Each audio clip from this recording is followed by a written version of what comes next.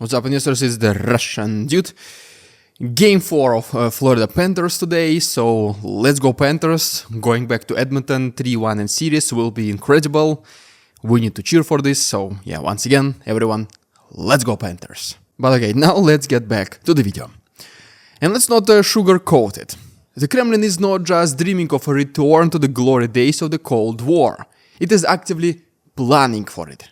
Germany's top intelligence officials are now openly warning the world that Moscow is not just interested in Ukraine. It is preparing to test NATO itself. And yes, Article 5, that sacred mutual defense pact, the backbone of the alliance. According to Berlin's own intelligence chief Bruno Kahl, Russia believes the West is too fractured, too indecisive, too soft to respond. They see the cracks and now they are licking their lips. We're not talking about distant hypotheticals anymore. This is real, this is immediate, and this is terrifying. So today, let's discuss the twisted logic of Putin's next big potential gamble. How Russian strategists plan to poke NATO, why Germany believes the confrontation is just around the corner, the vulnerabilities being exploited right now, and what all of this means if the West continues playing catch-up while Moscow sets the pace.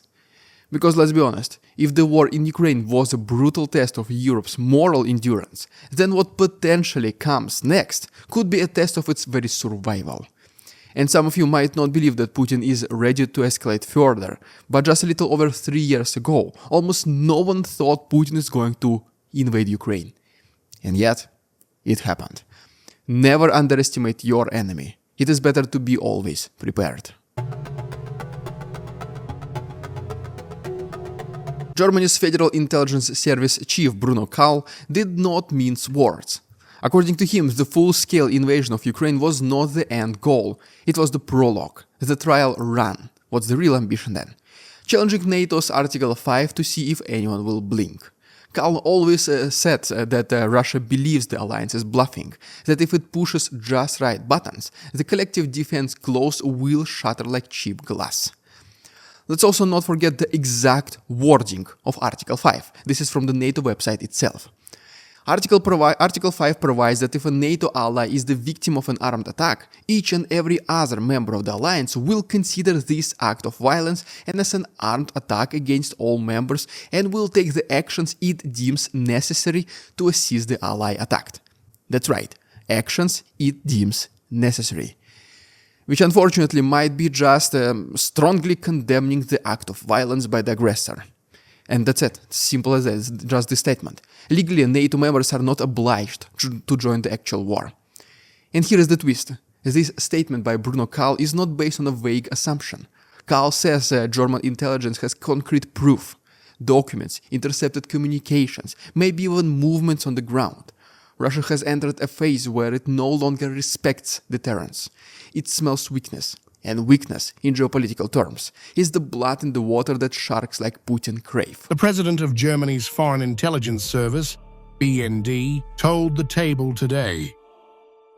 We are very certain, and we have intelligence evidence to support this, that Ukraine is just one step on the path to the West. Forget about tanks rolling into Berlin. Kahl makes it clear we are not looking at Blitzkrieg 2.0, no. The strategy is now way more subtle. It is smart, psychological. It is about using smaller, less visible pressure points, such as cyberattacks, disinformation, energy blackmail, targeted strikes, or accidental incursions into the Baltic. Enough to cause chaos, but not enough to guarantee a coordinated military response, because that is the plan. Test the waters, fracture the alliance, and see which countries are still willing to take a bullet for their neighbors. Russia does not need to win, it just needs to prove that NATO will not fight, that one member will hesitate, that Article 5 is not automatic, and once that seed of doubt is planted, the alliance starts unraveling from the inside. That is the supposed master plan of Putin, and Moscow knows time is on their side. NATO moves very slowly, bureaucracies are allergic to urgencies, and meanwhile, Putin watches, waits, and builds. Berlin has warned that Russia aims to push NATO back to its 1990s borders, evict the US from Europe altogether, and carve up influence like it was 1945 all over again. This is not about one war in Ukraine, this is about the future of Europe. And could the fate of Europe's future be determined as already as we speak? It very well might be. Let's talk about it in our next chapter.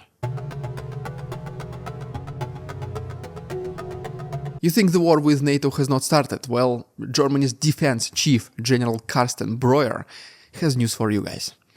According to him, it already started. Maybe not with tanks and jets, but with drones, cables, and chaos. Russia is producing weapons at industrial scale. Tanks, for example, 1,500 new units per year. Artillery shells, 4 million rounds in 2024 alone. And not all that is going to Ukraine. Some of it is being stockpiled. Why? Because Moscow is thinking long term. Breuer says NATO needs to be ready by 2029, but don't get too comfortable, 4 years will pass very quickly. Readiness needs to start tonight, because the timeline is not fixed. Russia does not work off our schedules, it works off opportunity, and when Putin sees one, he will strike. Carsten Breuer points to the Suwalki Gap, a narrow stretch of land connecting Poland and Lithuania that could be severed in hours. It is the Achilles heel of NATO, and Moscow, Putin, they know it. Estonians compare it to the living beside a wildfire. They can see the flames, feel the heat, smell the smoke. But what about in Berlin?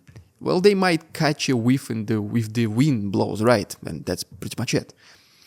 What Breuer is describing is not speculation, it's already underway.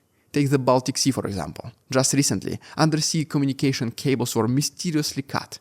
Coincidence? I don't think so, not likely. It is a part of pattern in Germany. Unknown drones were seen loitering over energy infrastructure. Some were dismissed as just civilian drones, but what about the others? Let's just say that no one still is claiming the responsibility for these unidentified drones. Then there are the cyberattacks, rail systems delayed, airports thrown into chaos, healthcare networks compromised. It is death by 1,000 cuts. Not enough to trigger Article 5, but more than enough to sow fear and distrust. And that, by design, is exactly how Russia and Putin wants it. The aim is not conquest, it's corrosion, slowly eroding the belief that NATO will respond. And Russia wants its own friends to see it as well. Because for NATO, collective security means everything. Because once that fate is gone, deterrence dies with it. NATO talks a big game about unity, but the truth is unfortunately a little bit murkier.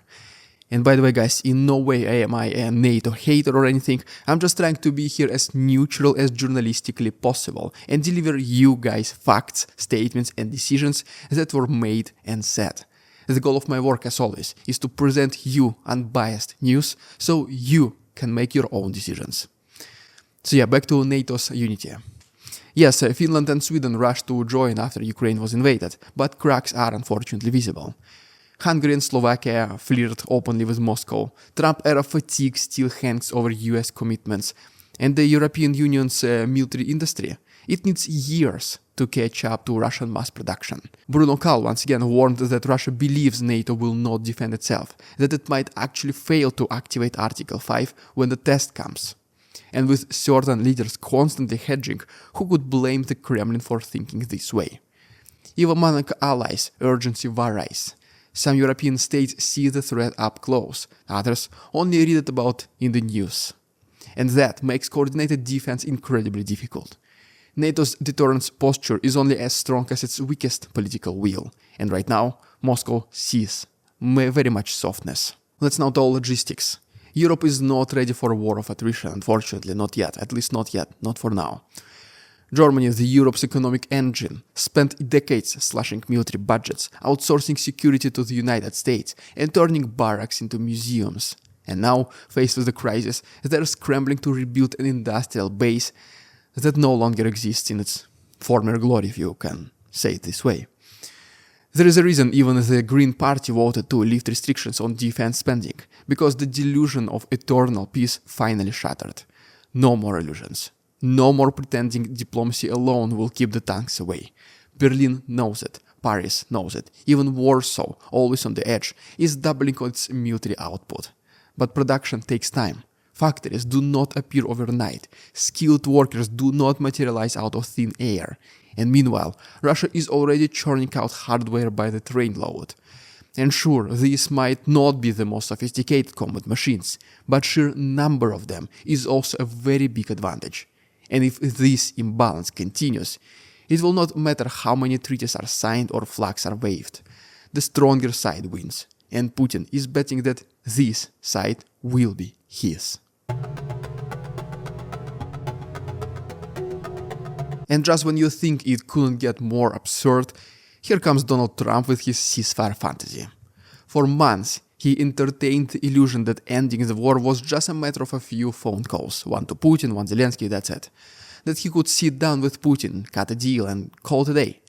But even he has started to realize something the rest of us figured out months ago, that Putin is simply playing with him. Ukrainian politician from Kharkov, Maria Mizantseva, put it very bluntly and straight to the point. Russia does not negotiate in good faith, she said. Every ceasefire, every negotiation round since 2014 has been a lie. 26 rounds to be specific, and 0 results. Each break in fighting was just breathing room for Russia to regroup and hit harder. There is no peace with a regime that sees diplomacy as a tactic of war. And now even Trump gets it. He is seeing that Putin is not interested in ending this. He wants to drag it out, wear down Ukraine, fracture the West, and wait for the right moment to pounce on NATO. This is not a peace progress, it's a trap. Meanwhile, Ukraine is still desperately short on air defenses. They are asking for Patriot systems. Some are bought by Europe, some by Canada. But each one takes 9 months to arrive. 9 months while cities burn and civilians die. The West keeps talking about unity and deterrence, but the clock is ticking, and Moscow knows it. And what about that drone strike that took out dozens of Russian warplanes? It was 18 months in the making. 18 months of planning, smuggling, staging, coordinating, and it worked.